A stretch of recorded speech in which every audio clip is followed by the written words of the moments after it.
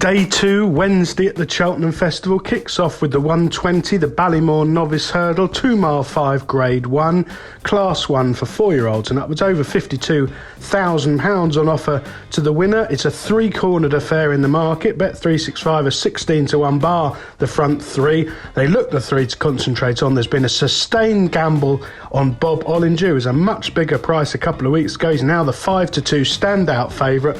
I respect his claims. Jamie Codd described him as an absolute certainty for this race. In a preview evening, he clearly carries maximum stable confidence.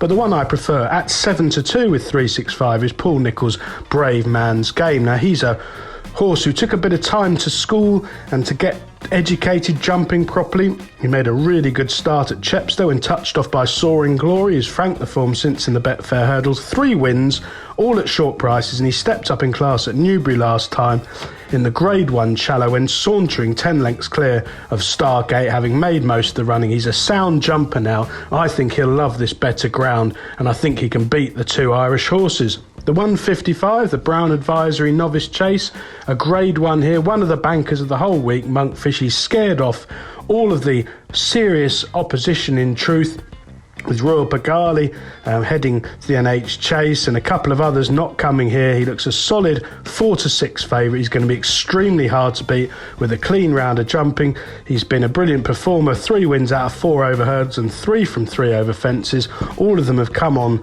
soft ground. He was a winner of the Albert Bartlett at the 2020 Cheltenham Festival, beating latest exhibition in really bad ground, but I don't think better conditions will hold any fears for him. He's a sound moving, good jumper, thoroughly reliable, sets a clear standard here. He's going to be the cornerstone of all your multiple bets on the day.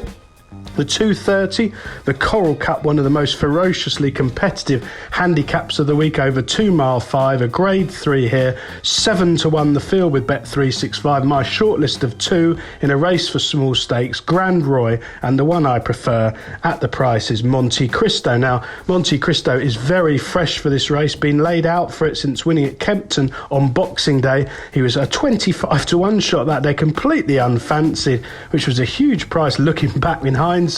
There's no fluke about his performance. He travelled really strongly, parked up the inside, quick and smartly to draw clear of Echo. He has been walloped by the handicapper for that impressive win, but he's fresh. There's more improvement to come, and he will love drying ground. The 305, the feature race on day 2 at the Cheltenham Festival, the Queen Mother Champion Chase, 2 mile grade 1, best part of £169,000 on offer to the winner. I don't fancy Altior at all. I think he's a gone horse. He'll be tapped on this ground. I'll be amazed if he's anywhere near good enough. Similar comments apply to Politologue, who won a substandard renewal unpestered from the front last season when Defi de Sul ran no kind of race. I really do think that Chacun Pour Soi, who's a 5 to 4 on chance with Bet365, will take an almighty amount of beating. He's a very progressive performer. His form is on another level to the UK challengers. He's 6 from 8 over fences. I think he'll love this decent ground. The only question mark you've got is he's got no Cheltenham experience, but that shouldn't really be a concern. He's been really impressive since returning from 309 days off this winter, landing the odds at 5 to 1 on at Cork, 7 to 4 on at Leopardstown, and 5 to 2 on last time at Leopardstown in February. That was a really impressive performance, and I think he'll be extremely hard to beat. The main danger could be Dan Skelton's Noob Negra, who was impressive at Kempton, quite what he'd beat. I do have my doubts about what beating Altior means these days, but he'll love it if the ground's genuinely good. He's a smooth traveller with a turn of foot, but I do think he might be more of an Aintree glider than a Cheltenham grinder, and I confidently expect Chacun Pour Soi to win again. The 340, the cross-country chase, well, there's a few opposable ones in here, and Easy Island, who's going to be ridden by Felix de Giles, holds standout claims. He's 7 from 14 over fences. The reason you're getting odds against is he ran poorly here in November when only 4th at 11 to 8 on, but that came after 247 days off. If you watch the run back, he was never in a good position, always out of his ground, with his rider offering minimal assistance. I think it was just a sighter. He'll be trained for this day. I think he'll justify a short price.